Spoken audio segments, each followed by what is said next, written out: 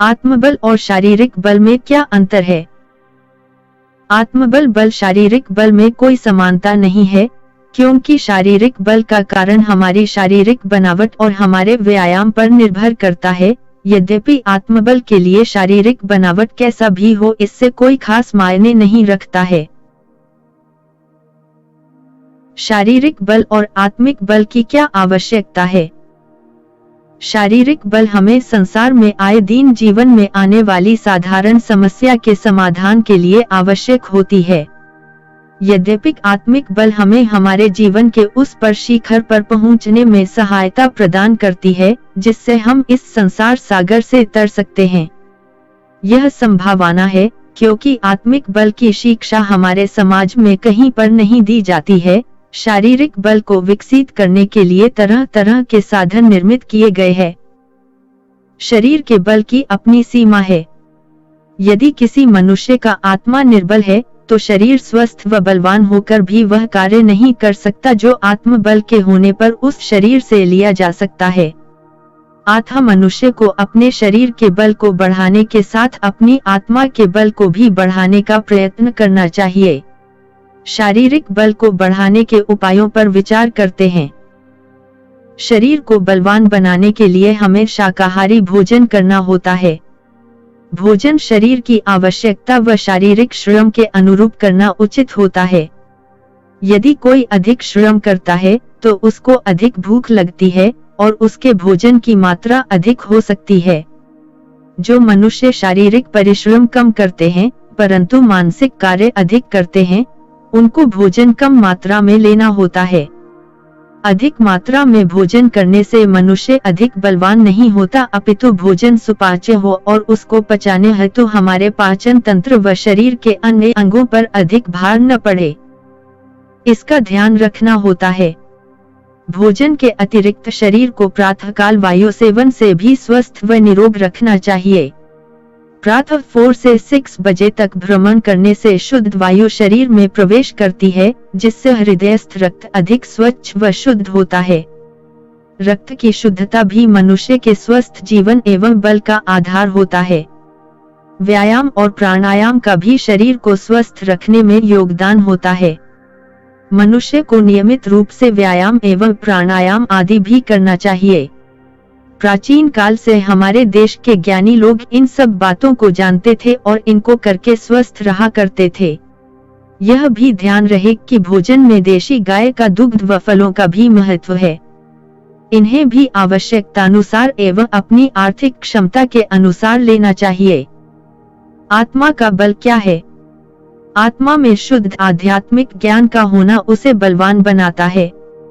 आत्मा में ज्ञान होने से मनुष्य संसार के रहस्यों सहित अपने कर्तव्यों एवं दायित्वों को भली प्रकार से जानता है।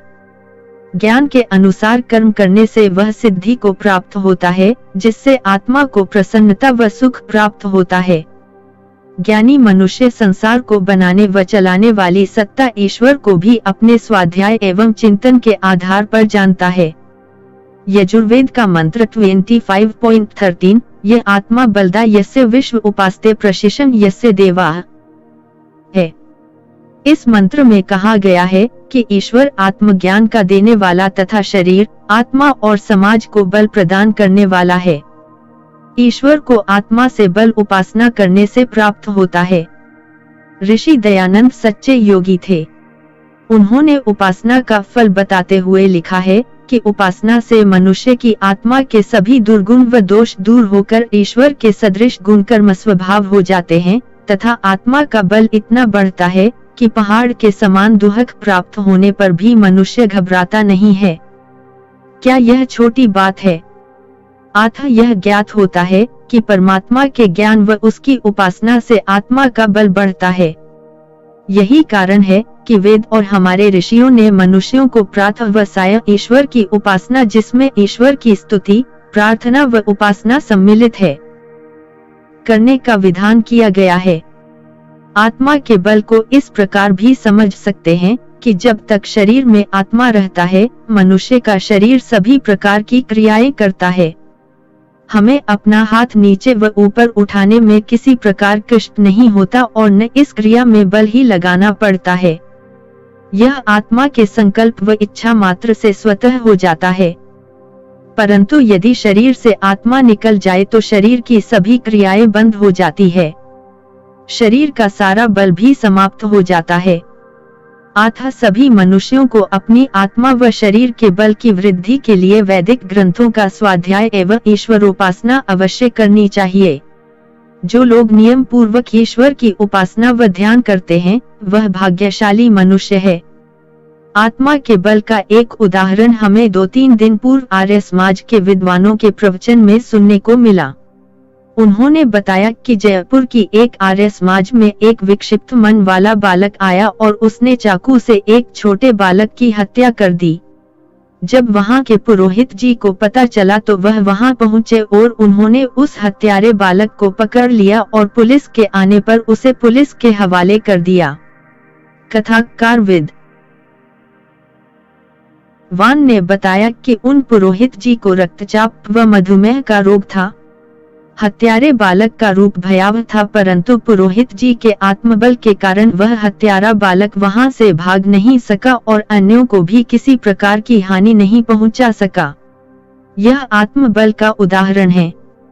ऐसे उदाहरण भी सुनने को प्रायः मिलते हैं कि क्षीणकाय मनुष्य अचानक मुसीबत आने पर अपने शरीर से ऐसे कार्य कर डालते हैं जिन्हें वह सामान्य स्थिति में असंभव मानते हैं। ऐसा ही एक उदाहरण हमारे वैदिक विद्वान पन आर्य मुनि जी के साथ घटित हुआ। पन आर्य मुनि जी देश के विभाजन से पूर्व मुस्लिम रियासत रामपुर, उत्तराखंड में वेद प्रवचन कर रहे थे। उन्होंने एक मांसभक्षी मुस्लिम पहलवान से कुश्ती की चुनौती मिलने पर न केवल उसे हराया था अपितु उसको उठाकर भूमि पर ऐसा पटका था कि उसकी मृत्यु हो गई थी। चुनौती मुस्लिम पहलवान ने ही दी थी और कहा था कि वह मांसाहारी है और वास्तविक शक्ति मांसाहारियों में होती है, शाकाहारियों में नहीं। पंडित आर्य मुनि जी का कथन था कि शक्ति मांस में नहीं अपितु गोदुग्ध एवं शाकाहारी भक्ष्य पदार्थों में होती है। हम दैनंदिन देखते हैं कि आत्मा सबल शरीर में ही निवास करती है। रोग व दुर्घटना होने पर जब शरीर दुर्बल हो जाता है तो आत्मा शरीर का त्याग कर देती है। सेनाओं के युद्ध अथवा किसी आतंकवादी आदि की ओर से यदि किसी शरीर से बलवान व्यक्ति पर गोली लगती है तो कुछ परिस्थितियों में मृत्यु हो जाया करती है। इसका कारण यही लगता है, गोली लगने के कारण शरीर में दुर्बलता आती है। उस दुर्बलता के कारण आत्मा शरीर का त्याग कर पुनर्जन्म के लिए शरीर से निकल जाती है। यदि आत्मा को परमात्मा मनुष्य शरीर से न निकाले तो आत्मा को अत्यधिक पीड़ा से गुजरना पड़ सकता है। वह पीड़ा सहन शक्ति से बाहर हो सकती है। ऐसी परिस्थिति में मनुष्य की मृत्यु हो जाती है। परमात्मा भी उस आत्मा को अधिक कष्ट देना नहीं चाहते और उस आत्मा को उसके सूक्ष्म शरीर सहित निकालकर उसको नया जन्म प्रदान करते हैं। आत्मा का अपना बल भी होता है जो शरीर को शक्ति प्रदान कर उसे अधिक से अधिक कार्य करने में सहयोग करता है। आजकल समाज में कुछ लोग मांसाहार व नशीले पदार्थों का सेवन करते हैं। इससे मनुष्य के शरीर व आत्मिक बल दोनों की हानि होती है। शरीर निर्बल एवं रोगी हो जाता है जिससे उसकी कार्य क्षमता बुरी तरह से प्रभावित होती है। मांसाहार एवं मद्यपान का एक कारण इन पदार्थों से होने वाली हानियों से लोगों का अपरिचित होना है। हमारे विद्वान व पंडित पुरोहित इसके विरोध में अपने यजमानों व अनुयायियों को बहुत कम बताते हैं। वह स्वयं भी इस विषय में अधिक नहीं जानते। स्वाध्याय न करना भी इसमें एक मुख्य कारण है। यदि सुखी, स्वस्थ, निरोग व लंबा जीवन व्यतीत करना है तो इन अभक्ष्य पदार्थों का सेवन नहीं करना चाहिए। इससे इस जीवन में भी दुख मिलते हैं और परजन्म में नीच योनियों में जन्म लेकर इसका फल भोगना होता है जो कि दुख ही होता है। यह भी महत्वपूर्ण है कि शरीर व आत्मबल में वृद्धि के इच्छुक लोगों को आत्मा के विरुद्ध आचरण नहीं करना चाहिए। ऐसा करने वाले लोग आत्महीनता कहलाते हैं और इससे जन्म जन्मांतर में दुखों की प्राप्ति होती है। हमारा इस लेख को लिखने का अभिप्राय इतना मात्र है कि हमें शरीर तथा आत्मा की उपेक्षा नहीं करनी है। यदि आत्मा बलवान है तो इससे शरीर को अधिक बल प्राप्त होकर मनुष्य अपने शरीर की क्षमता से कहीं अधिक कार्य कर सकता है। इसे गोदुग्ध सहित शाकाहारी भक्ष्य पदार्थों का समय पर उचित मात्रा में सेवन कराना चाहिए। प्रातःकाल वायु सेवन करने जाना है तथा आसन, प्राणायाम व व्यायाम भी करना चाहिए। समय पर सोना व उठना है तथा ब्रह्मचर्य व संयम के शास्त्रीय नियमों का पालन करना है।